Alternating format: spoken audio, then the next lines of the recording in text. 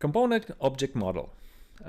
COM is a platform-independent, distributed, object-oriented system for creating binary software that can interact with each other.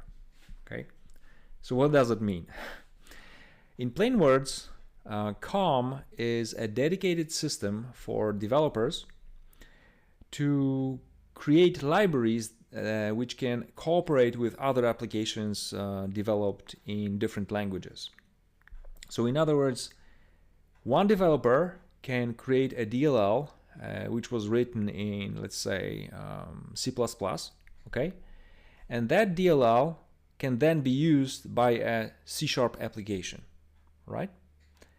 We say that COM is language agnostic because it provides an ABI, application binary interface. So it makes sure that the apps are compatible on binary level. COM is really complicated system, but it's also very powerful, and a lot of Windows components run as COM objects or COM servers. So think about COM as a DLL, okay? Or to be more specific, COM objects are implemented as dynamic libraries in most cases. They can also be plain exe files, but mostly we use COMs as DLLs. Now, COM objects are identified by unique IDs. So when the application needs some COM, it will reference it by the GUID. Okay. What is most interesting, COM objects can live on the remote machine, and the application will never know that, about that fact. So the app will just call a function from a COM object, and this call will be actually serviced on the computer, which can be like on the other side of the Atlantic. But to the app, it will look like a regular local function call. Okay, it's totally transparent to the application. So let me show you how an application loads a COM object. So we have an app, okay, and this app actually uses some functionality which is implemented as COM. So it will call either co-create instance or co-get class object function, okay, and with a specific GUID. And these functions are actually implemented in OLE32 library. Then OLE passes this request to the local service control manager, or SCM, and saying like, hey SCM, we need that COM object, okay, with that GUID, right?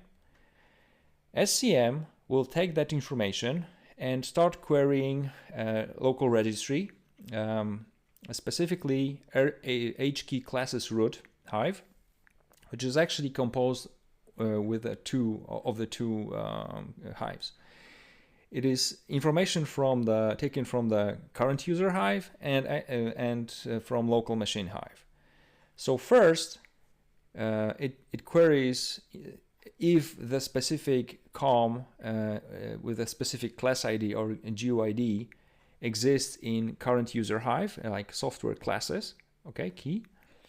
And if it's not, then it will query local machine software classes, okay. If it's found, then it will take the information from the hive, from the key, and because it's usually it's a path, and it's a path to the DLL, so it will take that DLL and it will be loaded into the application, okay. And at that point, application now can call functions from that DLL. That's pretty much how it works. So that's what we call in-process loading, comma loading.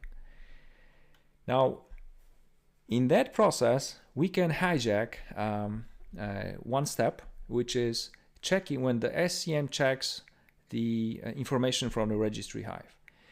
And the reason is that the information from current user hive is actually editable by the regular user. So you can change the information in these keys as a regular user. You don't have to be a local admin, okay? When you do that, the process goes pretty much the same. Like application calls Oli32, it will call, Oli will go to SCM, SCM will start querying registry Hive, but like when it goes to current user Hive, it will find in the information implemented by us, okay? And in that case, it will not check the local add machine software classes keys. And if it happens, then our malicious DLL will get loaded into the application instead of the benign original DLL. That's how the hijacking works. I also told you that COM objects can also be implemented as regular exe files. So in that case, we call it a local server loading. And the process is really pretty much the same. The SCM will query the Hive, and from the registry, it will find out that the COM object is a exe file. So we tag that exe file and start a new process, and the COM object will actually live in that process and will be available to the application via RPC. So application, whenever it calls the COM object function, it will be passed through COM local proxy in the application process using RPC to the actually COM server living in a separate process. Okay, so that's local server loading.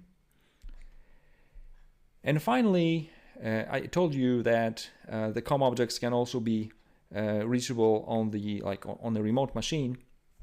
So the process is different in a way that the local service control manager will call the remote machine SCM, requesting the specific COM server the application needs. Okay, so the remote SCM will go to its local registry Hive, and when it finds the COM server, either it's an exe file or DLL, it will create like a normal process, and the COM object will live in that process, and our application on our local machine will reach out to that remote process using RPC.